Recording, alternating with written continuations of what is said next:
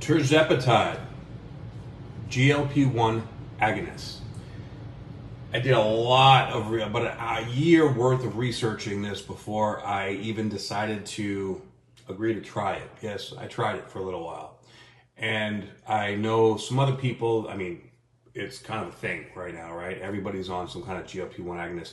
The only one I'll be covering here is Tirzepatide because I feel semaglutide and the other ones out there are much more dangerous. There is an intrinsic danger to this that I need to put as a disclaimer out there. All right, not everyone is really made to take Tirzepatide, but if you fit the following criteria, then Tirzepatide could be very supportive for your health and well-being with body mass index and reconfiguring, helping to sensitize your blood sugar and lose some weight. So people that are obese, and if you've tried everything else, you already get your diet going, and like I would prefer if you've already tried all these things. But some people, I've met a few people that are just their weight or their situation, they're for whatever reason they get very stuck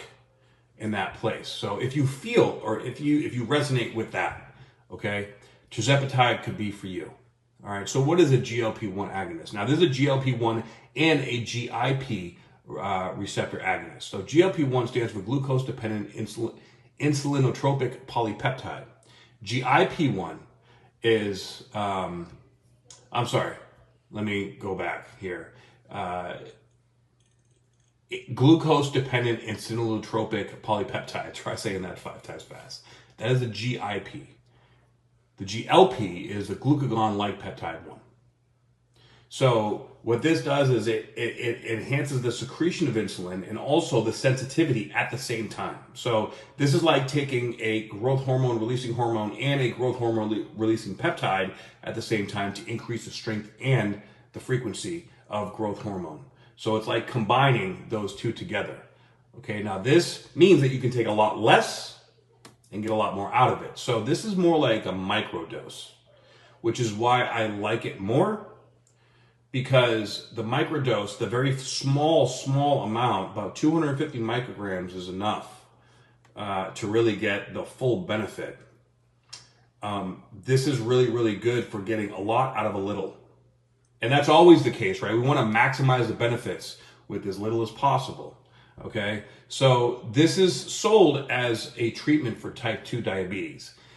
But we really have to look at what's originally causing the type 2 diabetes. I mean, type 2 diabetes wasn't even heard of 30 years ago, right? The big thing is you got to chill on eating so much sugar. So if your diet is crap, right? First thing I would suggest, if you can find the discipline within yourself to stop eating sugar, then do that first, at least for a couple weeks, okay?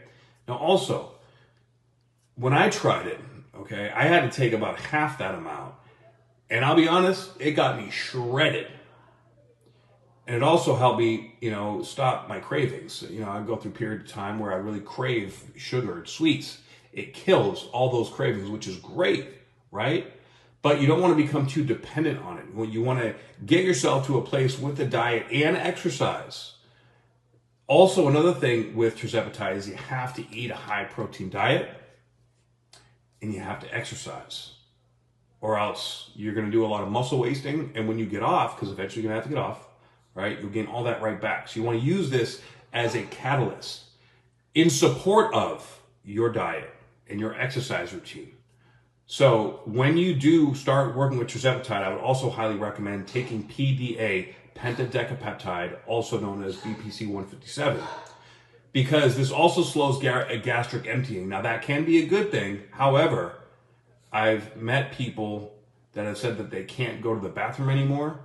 That literally, like, how when you're hungry and your stomach growls, your stomach doesn't growl anymore. Like, things stop moving. Gastric juices slow down sometimes quite a bit. Now, I've seen some people that have these issues and some people that have none at all. All right. There's also scientific research out there that suggests that these GLP-1 agonists can induce growths in the thyroid, and also promote growths in the pancreas. So if you have a history of pancreatitis, you need to stay away from this. If you have a history of thyroid issues, again, if you're not doing anything natural in addition to this to counteract that and correct it, then this could promote problems for you. Okay, so you want to be very careful about that. But Tirzepatide is a very, very powerful medicine. All right, I would not recommend staying on it for longer than 6 months without at least a 6-month being off. And you may lose a little bit of your gains. This is very good at cleaning out visceral fat too. So fitness competitors that are getting ready for shows, right? Last 2 months of a show, this will get you lean and this will kill any cravings. Now, the only thing is that you're going to really have to force feed yourself, right? So you want to be careful you got to be very careful with the dose. That should be individually correlated to your weight, your blood work, right? Like your age, what you have going on, and many, many cofactors that would really be good to work with a coach if you don't fully understand how all these things work. And that's what I do. I coach people and I help identify all the specific characteristics that have to do with what's going to bring optimization to a highest quality of life for whatever your intentions are and for whatever end result that you want to create. Okay, so Tirzepatide, very, very powerful medicine, and it can definitely help you get out of a rut, and it can definitely be very, very efficient for burning fat. But without a high protein diet, it's also going to burn a lot of muscle. All right, remember that. You need a high protein diet. And make sure that you're getting all the other micronutrients as well. All right, because this activation is very powerful. And you can't just not eat, right? You have to kind of almost